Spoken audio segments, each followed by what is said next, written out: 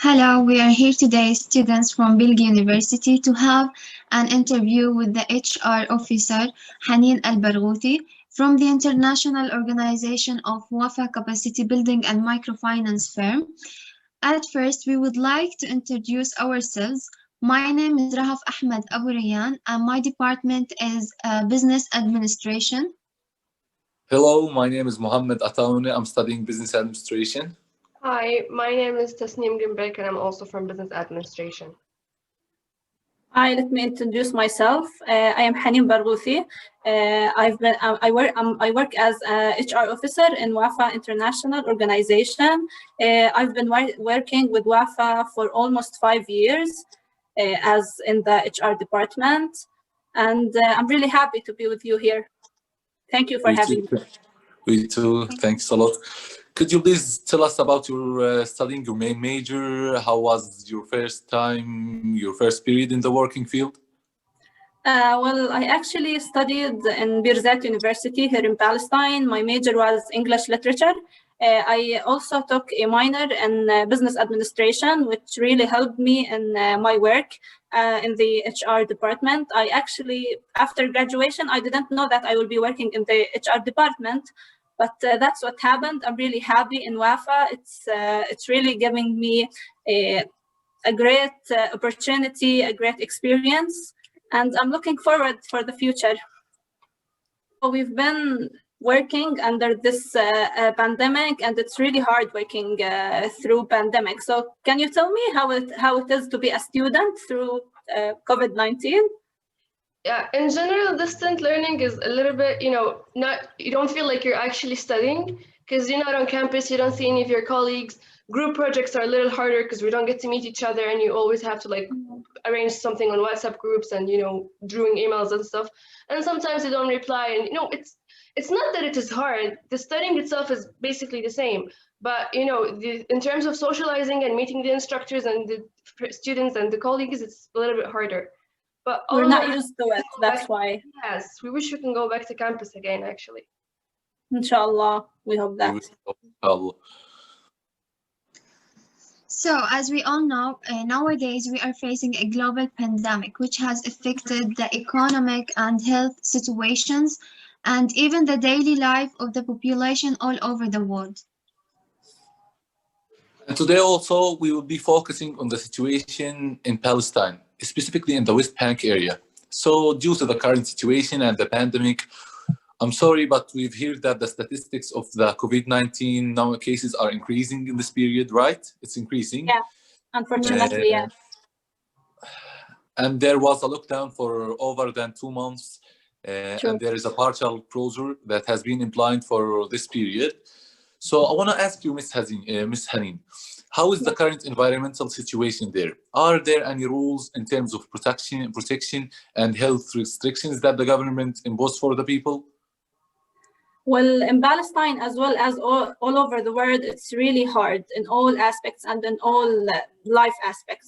Now, the total cases of COVID-19 in Palestine are over the 100,000 cases and almost 1,100 death cases, whereas the active cases have reached the 20,000 active cases nowadays.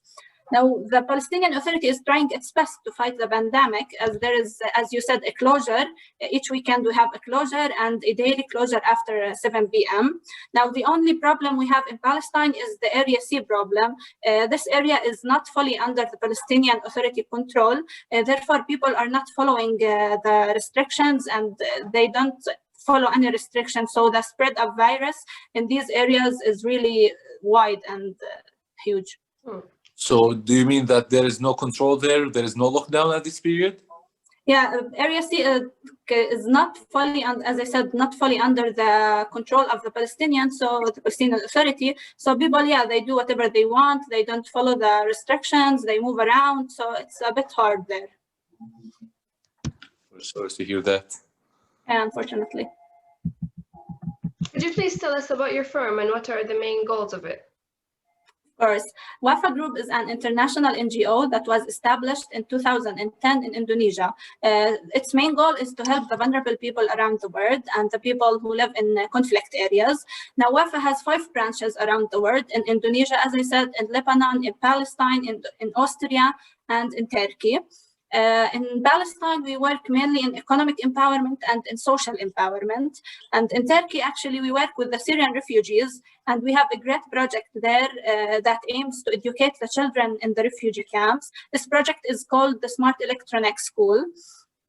And yeah, each branch has its own field of work there.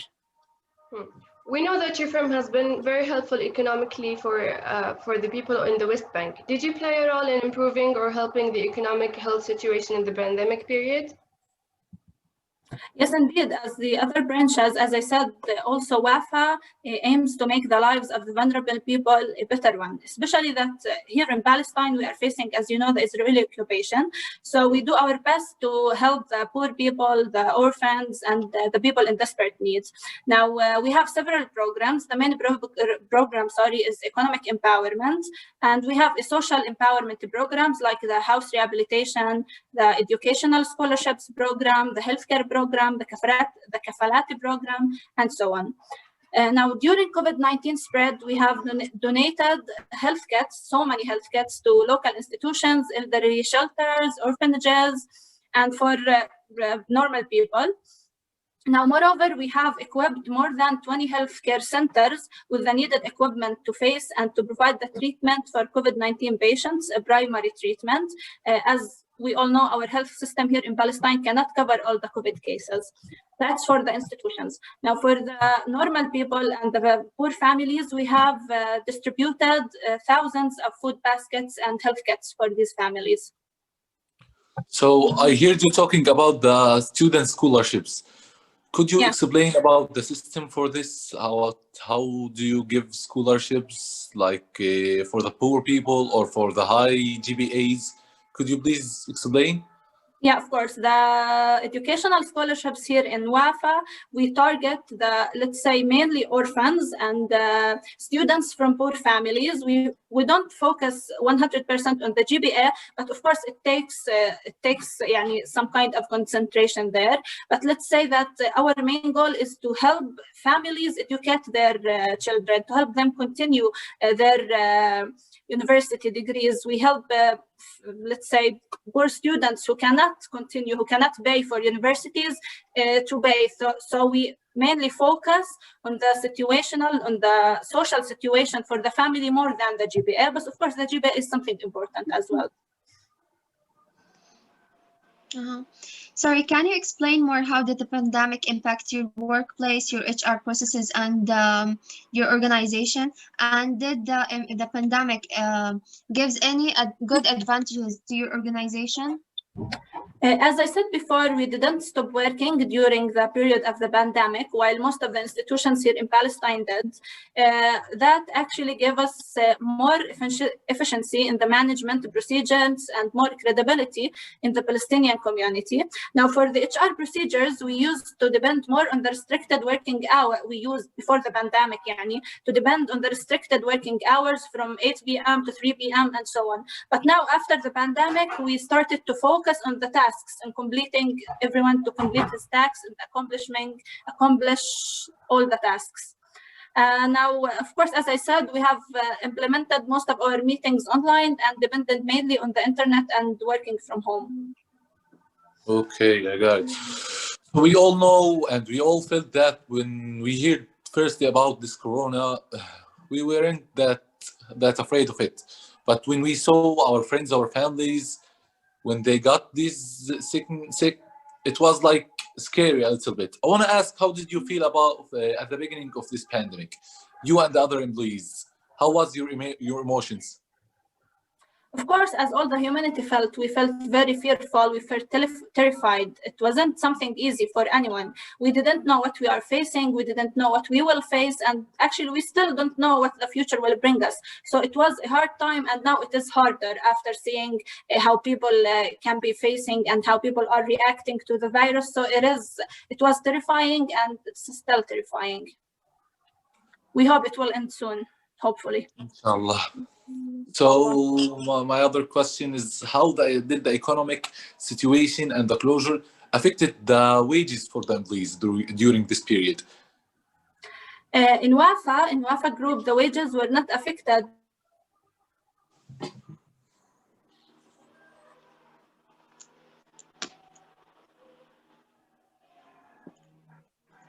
Tasks they have accomplished during the closure. I'm sorry for interrupting you, but I think that we had internet problem. Internet connection is unstable. Yeah, can you repeat the answer, please?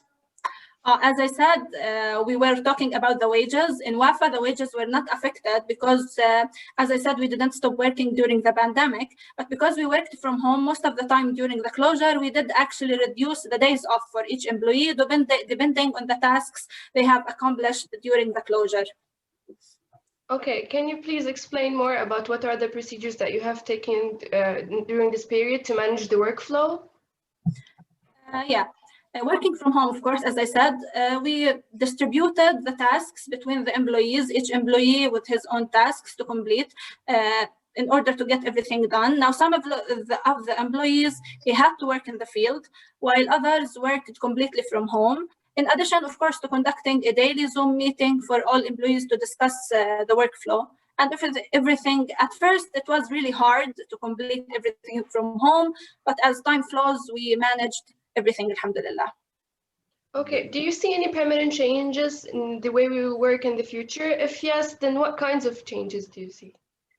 In Wafa, we will be focusing more in using technology in a horizontal and a vertical level between the employees themselves and between the employees and the management, as well as with the beneficiaries. Now, before COVID-19, we used to receive and fill the applications only in office, but during the pandemic, we activated an online application form, which has saved time and effort for both the organization and the beneficiaries. So we'll try to strengthen this aspect. Another thing, I guess, that has raised during the pandemic is the weakness of the health sector here in Palestine. And as I said, of the goals here in Wafa, we aim to develop our community. So we will focus on supporting the health system in the isolated areas in Palestine, inshallah. Can I ask you another question for Sure. you as Haneen? Of course. Did this pandemic give you like more skills in your work, give you more responsibility? I want to hear that from you.